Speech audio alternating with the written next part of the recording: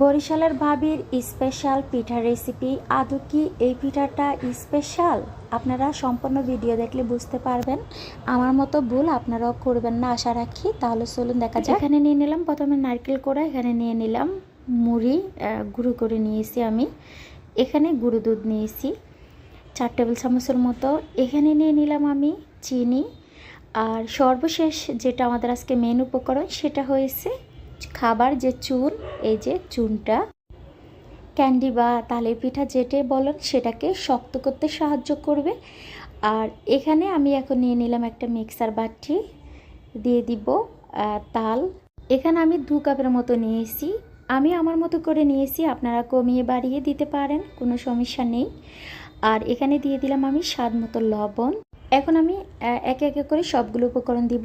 এখানে দিয়ে দিলাম আমি চিনি, আর দিয়ে দিব এখানে নারকেল কোড়া। নারকেলটা আমি কোড়ানোর পরে কিন্তু ডিপ ফ্রিজে রেখেছি, সেজন্য কালারটা এমন হয়েছে। আর দিয়ে দিলাম গুঁড়ো দুধ।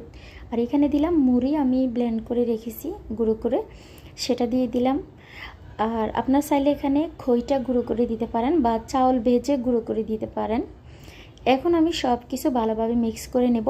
আর এই তালটা আমি কিন্তু কাঁচা নিয়েছি, কারণ এই রেসিপিটা বানানোর জন্য কাঁচা নিতে হয়। আর এখানে আমি দিয়ে দিলাম খাবার যে চুন, সেটা জাল করার ঝামেলা ছাড়া কিন্তু আজকে আমি এই ক্যান্ডিটা বানিয়ে দেখাবো। বা বরিশালের ভাষা নাকি এটাকে কি খান্ডা বলে, আমি সঠিক জানি না, কিন্তু এই রেসিপিটা আমার কাছে একদম ভালো লাগে না। আপনারা যদি খান তাহলে করবেন, আর না খেলে কিন্তু করবেন না বা বানাবেন না। আমার কাছে একেবারে বাজে একটা রেসিপি মনে হয়েছে। আপনাদেরকে আমি সত্য কথাটি বলেছি, খামাখা কিন্তু আমার এগুলো নষ্ট হয়েছে। এটা কিন্তু বরিশালের যারা আছে তাদের নাকি ঐতিহ্যবাহী খাবার এটাকে বলে। আসলে আমার কাছে একটা বাজে খাবারের মতো লেগেছে, কিন্তু চুন দেওয়ার কারণে খাবারটা কিন্তু শক্ত হয়, সেটা ঠিক আছে।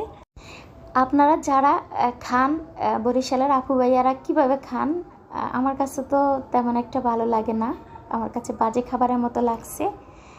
আর আমার মতো যারা আছেন তারা যদি পছন্দ না করেন সেক্ষেত্রে বানাবেন না, কারণ খামাখা বানিয়ে কিন্তু নষ্ট করে কোনো লাভ নেই, অপচয় করা ভালো না।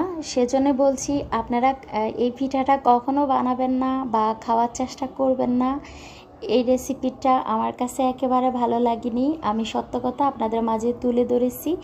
আমার ভিডিওটি কেমন লাগছে, ভালো লাগলে লাইক কমেন্ট শেয়ার করে দেবেন, আর নতুন হলে সাবস্ক্রাইব করে দেবেন। আজ এ পর্যন্ত, সবাই ভালো থাকবেন, আবার কথা হবে নতুন কোনো ভিডিওর মাধ্যমে। ওই পর্যন্ত ভালো থাকুন, সুস্থ থাকুন। আপনারা কেমন ধরনের আমার কাছে ভিডিও চান আমার কমেন্টসে জানিয়ে দিবেন, আমি অবশ্যই দেওয়ার চেষ্টা করব।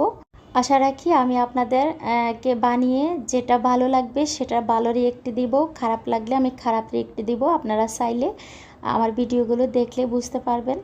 আমি আর 10 জনের মতো না যে থাম্বনেলে থাকবে একরকম, ভিতরে গিয়ে দেখবেন আরেক রকম। আসলে আমি একেবারে এমন না। আপনারা আমার চ্যানেলটিকে সাবস্ক্রাইব করে পাশে থাকবেন। আপনাদের একটা লাইক, একটা কমেন্টস আমাকে সামনের দিকে এগিয়ে যেতে সাহায্য করবে। আজ এ পর্যন্ত, সবাই ভালো থাকবেন, আল্লাহ হাফেজ।